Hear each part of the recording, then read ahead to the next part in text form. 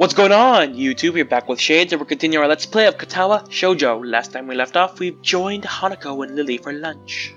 How quaint. It isn't long before the bells are signaling the end of the break. Like me, the girls pack up their lunches as efficiently as they set them out. I guess I'd better be off. Are you going to go with Hisao here, Hanako? Hanako looks up at me, and for a second I can see that she's considering skipping class, maybe just to avoid walking to the classroom with me. Yes. I don't know what I think to think of it. Hanako really is a delicate to the point of breaking if looked at in the wrong way. It makes me a bit nervous too, but I push that feeling aside, trying to be as natural as I can. We should hurry then. Class has already started by the sound of it.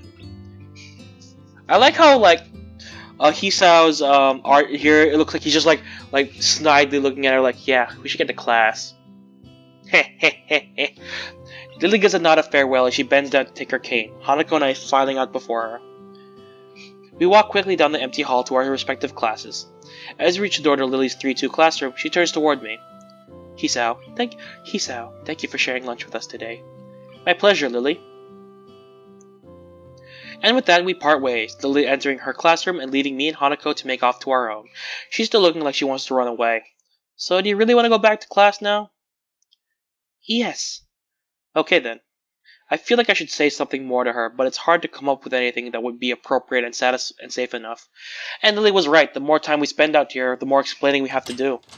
I open the rear door to the class and walk in. The teacher looks up at me and opens his mouth to say something. However, as Hanako follows me in the class and closes the door, he simply nods to us and continues his lecture. This is the third time that Hanako has had her truancy practically ignored. There's definitely something going on here. We make our way to our seats, and I notice that Misha and Shizune are both missing as well. I wonder if it had something to do with some form of informal agreement with the staff, or if it's just a perk afforded to the unique students of the school. Trying to make it as little disturbance as I can, I extract the relevant textbooks from my bag and start catching up. The class goes on quietly. The teacher seems like an okay person despite the first weird impression that I got, and the material is relatively interesting. However, the way he teaches is really bizarre. It's as if he expects that everyone is a natural genius. I hate teachers like that. When the final bell sounds, I realize that there's a lot of time left in the day, and I'm left wondering what to do.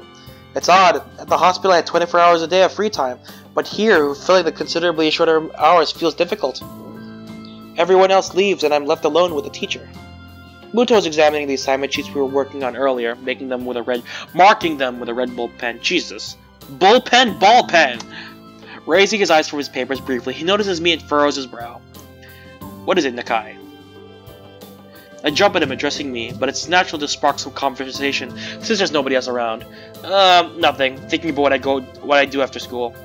Teacher slowly puts the cap on his pen he is holding and arranges his papers into a stack, clacking it against the desk twice. He seems very methodical, and for a brief moment I'm reminded of Shizune, but the teacher is more unhurried and relaxed, much more routine. You have no plans? No, I consider joining a club, but I don't know what kind of club would interest me. Go observe a meeting of someone else's club. Might pique your interest. I guess. I don't know how to continue from there. Muto looks at me in a way that makes me quickly want to take the words back to avoid a conversation, but I can't, so I have to forge ahead. I just don't know how to deal with people. I mean, the other students.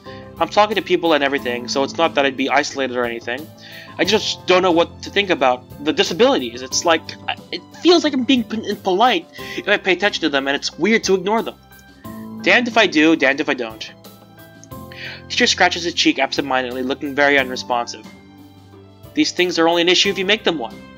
You can talk normally with someone even if they are blind or something. Try to look behind the superficial. There's not a single student here who isn't just a normal kid behind whatever they seem to at first glance. He says the same thing as Yuko did. I know they're right, but it's hard. How can you not notice? How can I consider, for example, Shizune's deafness when the only way to communicate with her is talking through Misha? What the hell's under my desk? Oh, it's the wire for my power strip. Or Hanako. It's not like you can ignore her face. But I'm interrupted by the door of the classroom suddenly slamming open. Teacher! Teacher! Misha crashes in, hand straight and enthusiastic greeting, her voice loud and lively enough to wake the dead from their graves. She starts toward the teacher's desk with her bouncing step, her hands energetically swinging with the rhythm. Muto, visibly dismayed by the interruption, and Misha in general, slumps in his chair. Mikado. Misha stops in her tracks and looks around cluelessly, as if she's sensing from his tone that something's wrong but has no idea what. Yes? We have talked about the volume control before.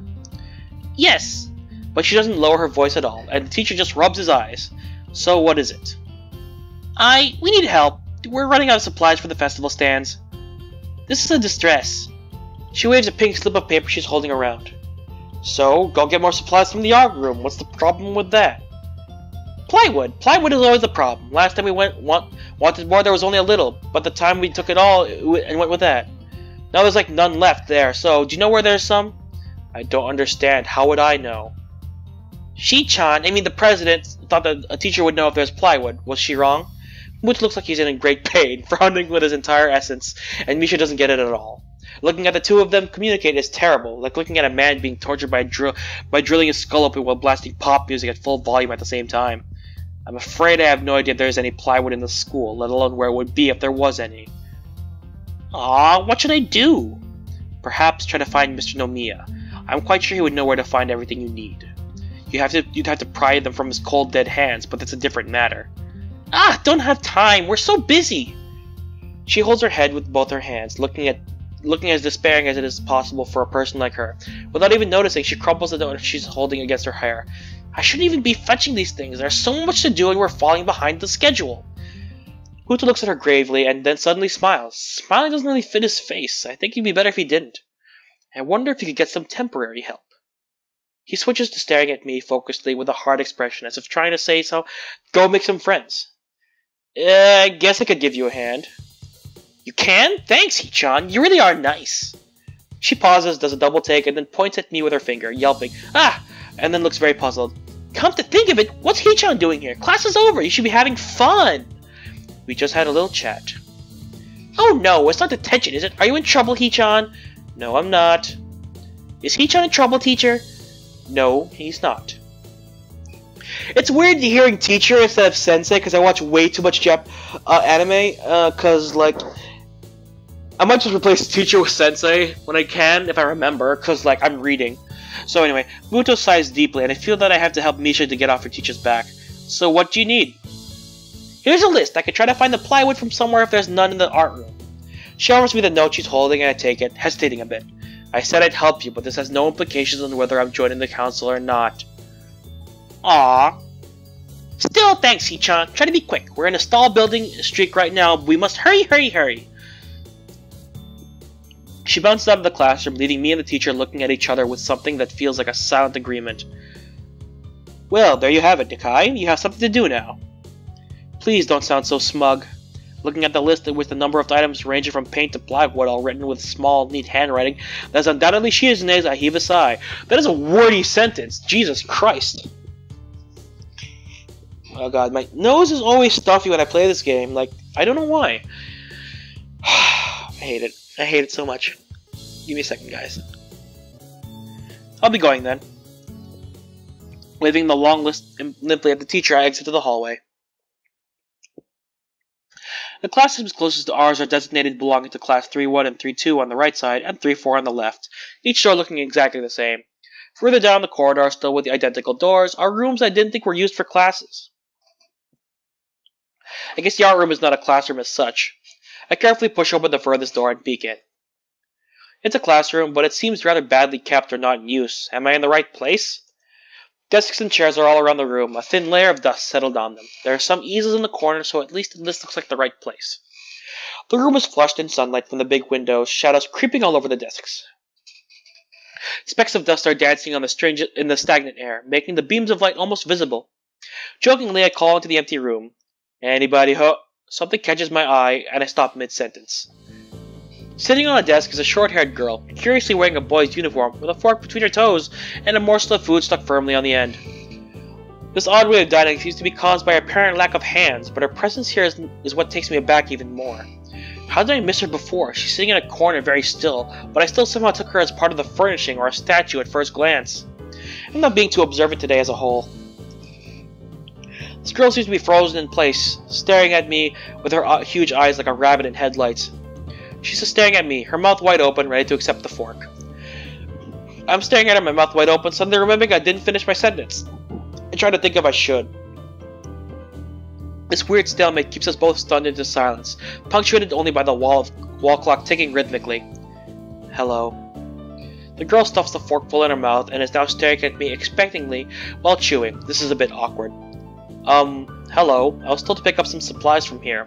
For some festival stalls, I think. I didn't think there would be someone here. There isn't. That's why I came here too.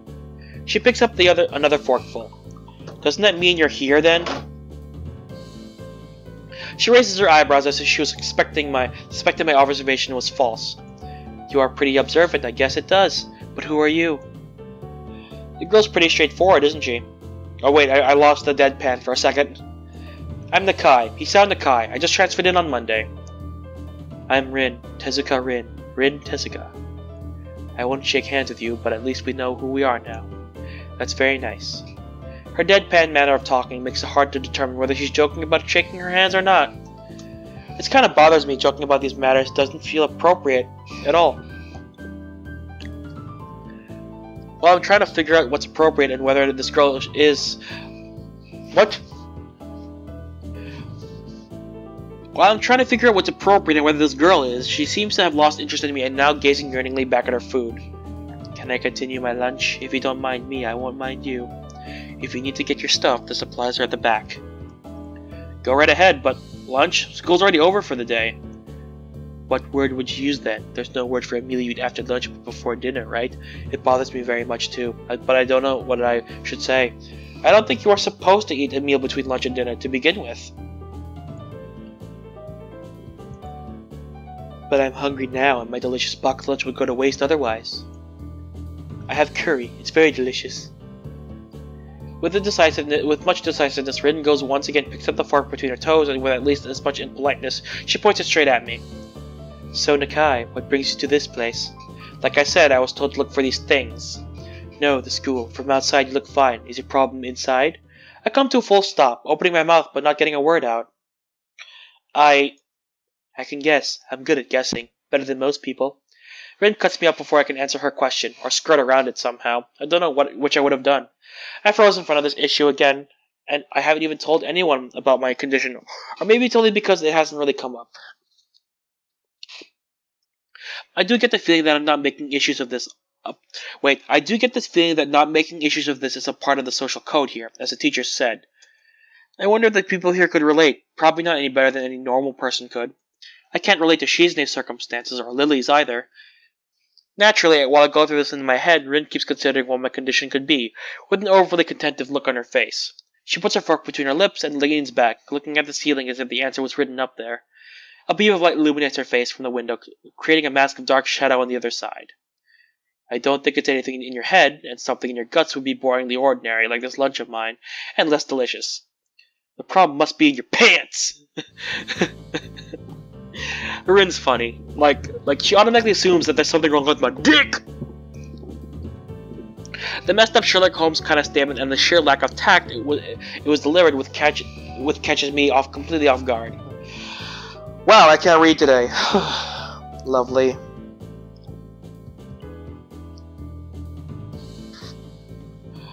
I think I might have reeled back even physically as Rin's eyes widened in revelation and astonishment. So I was right. There's something wrong with your tackle, isn't there?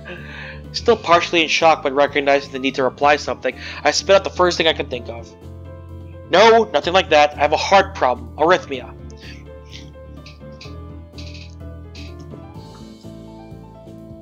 I said it. More like blurted it out, but I said it. The girl in front of me purses her lips together and glowers at me, looking very disappointed. How boring. Trouble in the pants would have been much more scandalous. What's with this reaction? I'm sorry to let you down? I forgive you. I collect people, and a person with, that kind of problem would have been really great. Collect people? People with different problems. Huh? So you just, go around asking people what's wrong with them? Pretty much. I see. With little left to say, Rin resumes her lunch and the conversation dies away, but I keep thinking about what was said. It's the first time I told anyone about my condition. All the other people have either known about it already or heard about it from someone else. Or didn't know about it, and like every other student here so far. Should I have told as a natural part of introductions? Is it expected of me? I really think he sounds like overthinking everything here, and my eyes are so tired. I really think he's overthinking a lot of things here. Like, it's weird how like he's trying so hard to fit in, but he's like, do I talk about the disabilities? Like, this place goes against my like this place goes against my moral fiber. Like, I don't want to what's the word? God damn it, I'm forgetting a lot of words today. I don't want to be nosy about it and be like, oh, what's wrong with you? Were you born blind? Blah blah blah. But on the other hand, it's like, well, everyone here has a disability, so would it be weird to share it? So in this situation, I'm pretty sure I would do the same thing. Like, what do? Do I tell people? Hi, I'm Hisa. I have a very serious heart condition. Is that how I'm supposed to go around introducing myself from now on? As if our disabilities would define us, what a disgusting thought. Or maybe this Tezuka girl just has an unnatural interest in such things. As I was walking to the back of the room to pick up the items on Misha's list, a chance opens to study Rin from the corner of my eye. Her hair is burnt auburn, almost orange and cropped short. Long hair would probably be impossible with no arms. The boy's uniform and the lack of arms make her look very thin, almost scrawny. She's not particularly pretty except for her murky green eyes, which flicker restlessly from below her short bangs even when she eats.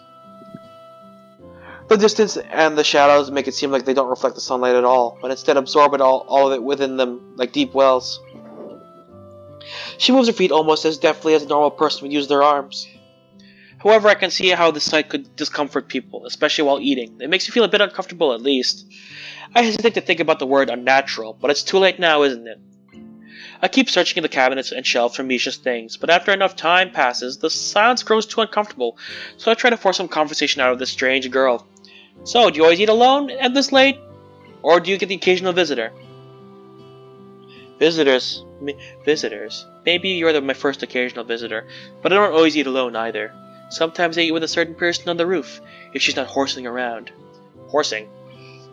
She likes to do sports. Oh. And that's all I can think of to say. Both of us fall silent again as Rin forks the last bits of her meal into her mouth. I look down at my haul and double check it with Misha's list. It seems I have everything except plywood. So I think I have all the things now. That's very nice for you. Don't feel obliged to stay. I was about to take a nap anyway. You need to do whatever you're gonna do with that stuff anyway, right? Or perhaps you like to watch girls sleeping. I'm not sure what to make of this, but Rin looks serious. Even if I did, I'd think I had to be going. I'll catch you around, Tezuka. You can call me Rin. I feel that our relationship is at least at this point good enough to warrant this much. I was ready to make my exit, but she draws me back in. Fine then, I'm Hisao. Then you are. Rin looks at me hard in the eyes, but the intimidating feeling you get when someone stares at you isn't there. It's like she's actually not looking at me at all. She blinks a couple of times and I can't figure out why a pause like this just popped out between us out of nowhere. See you later, Hisao. There's something like a tiny smile on her face, maybe. I quietly back out of the room as I shut the door in front of my face. I whisper to myself, what an intriguing person. From inside I hear a muffled sing-song voice. I heard that... What did she hear? I jump at the sudden appearance of Misha, who I had not heard approaching despite that completely empty hallway. Somehow she had gotten to jumping distance of me without making a sound. Creepy. It briefly reminds me of Kenji's nutty theory about global feminist conspiracy, but I pushed that thought aside. Shizune, standing slightly behind Misha, looks aloof, as if she couldn't have heard the remark that drew Misha's attention, but Misha is visibly excited. No, wait. More importantly, who's in there? There's no club meetings today. She tries to curiously peek past me, even though the door prevents her from seeing anyway. Sorry guys, if I stop like there, it's because I took off my glasses and I can't read. I'll give you a second, I have to clean my glasses. They're super foggy.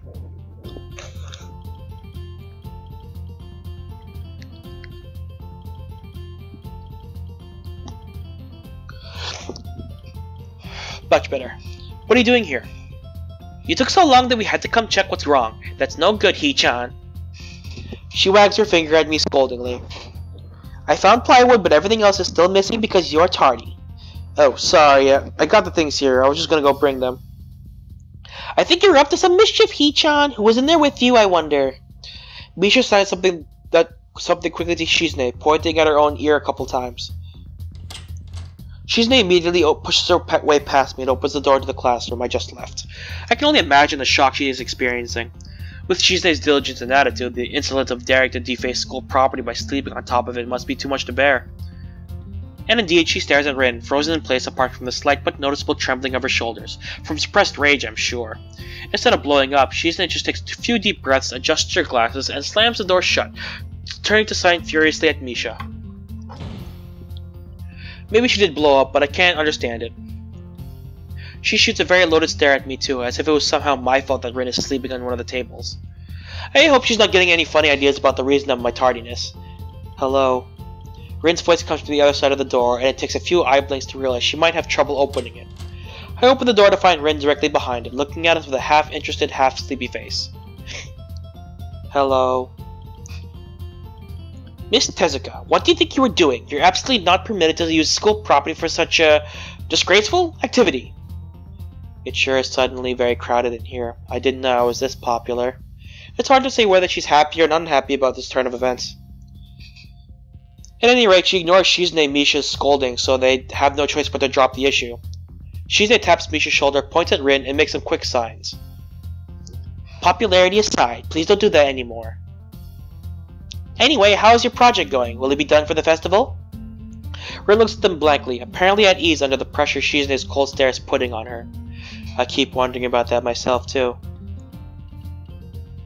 And? We'll think about it harder. As Misha signs her reply to Shizune's face, turns into an unsatisfied frown. Miss Tezuka, please try to take this seriously. It'll be disaster if the wall looks like someone threw up their lunch onto it. Rin nods more assertively. We'll think more seriously. Misha actually giggles at that, but Shizune does not even after translation. She just shakes her head, takes the materials from me, and takes off with Misha in the tow. Rin frowns thoughtfully as she looks after the retreating student council duo. How rude. It's true, though. I must finish my project before the weekend. There will be dire consequences if I don't. The end of the world as we know it. Like weekends usually are, but more dire. Much more dire. Maybe I'll postpone my nap to unforeseen future. About to ask what project he has and what are these apocalyptic consequences, but she walks back into the art room. So, since you have nothing to do, would you give me a hand? This paint can doesn't fit into my bag, but I need it. She kicks slightly at a huge can of paint that's lying on the floor next to the table she was sitting and sleeping on. It lets out a dull clang. Being the gentleman I am, I naturally pick it up. Heavy. Yeah, sure. Where do you need to take it? Away. And with that, she takes off into the hallway, and me and the paint can following since there's little choice for either of us. The hallway is empty now, with Shizune and Misha gone, so we two leave toward the stairwell at the other end.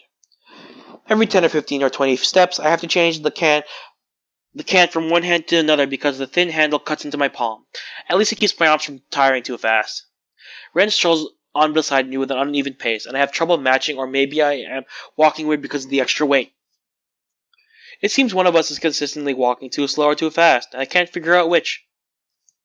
2 flights of stairs below, trouble appears in the form of the head nurse and his fox-like grin. Ah, Mr. Nakai, what a happy coincidence. Tezuka too, of course. He nods courteously to Rin, who does not acknowledge him back, and then turns to me because obviously it's me who he had some business with. There's something I forgot to mention on Monday. I nod and wait impassively because I can't even begin to guess what he forgot. The feeling of the handle delving deeper into my skin doesn't make me feel enthusiastic about this interruption either. It's about your medications. Since you haven't been that long on your current medication, there might be some unexpected side effects, which might require adjusting dosages or even changing to another kind of medication. So we will do a few tests regularly, but what I want is for you to keep an eye on everything on your condition, in your condition that feels off, if you get what I mean. Nausea, headache, anything. And come see me if something happens. Alright. So how are you? Everything fine? I give up and drop the can to the floor before answering him. Apparently that takes longer than my biceps can handle. I'm about to say something generic as an answer, but then I realize how often I've done that lately. Other people have asked me that too. Teachers and students here, my parents, visitors, nurses, doctors at the hospital. Everyone seems to be concerned about that. It's natural for a hospital, not so much for a school. Except this school. This is a small school, and both the student base and the faculty seem to be very tightly knit. At least that's the feeling I'm getting. And this is not the kind of school that gets transfer students too often. The thought sends shivers up my spine, but I give a generic answer anyway. That's great. Also, one other thing. My sources tell me that you've been at neither the school track nor even the pool, so I'd like to know if you've taken up exercising as I asked. Of course I haven't, but his way of inquiring gives me the feeling that I should have been running my ass off on the track since the very first day. Do you have people spying on me? Not as such, I just happen to know a few people, but that's not the issue here, so don't try to slip out of it. Well, I was actually doing some improvised weightlifting as an exercise. I pick up and lift the can up and down a few times like some sad imitation of a bodybuilder, even though it's weighing down on my arms painfully. The stupid grin disappears from his face for a second, then comes back like it was never gone. Tezuka, would you give us a second? The nurse grabs me by the shoulder without waiting for Rin's permission, which he didn't need in the first place, and drags me aside. When I told you to exercise, I wasn't joking. I understand that you are still on your first week and all, but please don't ignore the importance of this. The reasons I'm coming down this hard on you is that habits are not easy to form. The more you slip and postpone, the harder it'll be. It's the same with everything like dieting. Can you promise me to be more serious about this from now on? What the hell? Oh, whoops, I scrolled back. And the answer here is yes, duh. Yeah, I promise, definitely. He studies me for a moment, then shrugs, smiling again. Okay, that's more like it. If you go to the school track tomorrow morning, you'll meet my spy, who probably has no qualms offering consultation to you if you want to jog a bit. Consultation? See you around.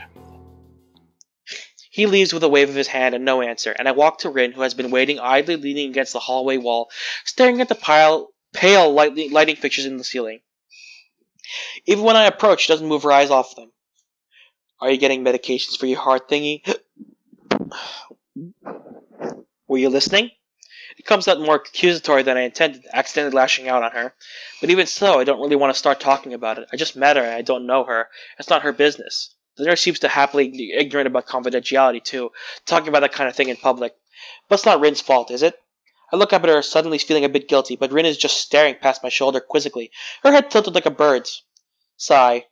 I don't know why this is so hard for me. It feels like there's some inexplicable lock that prevents me from being more upfront about this. Yeah, they're from my heart. Will they make you better? No, not really. They just make me a little less worse.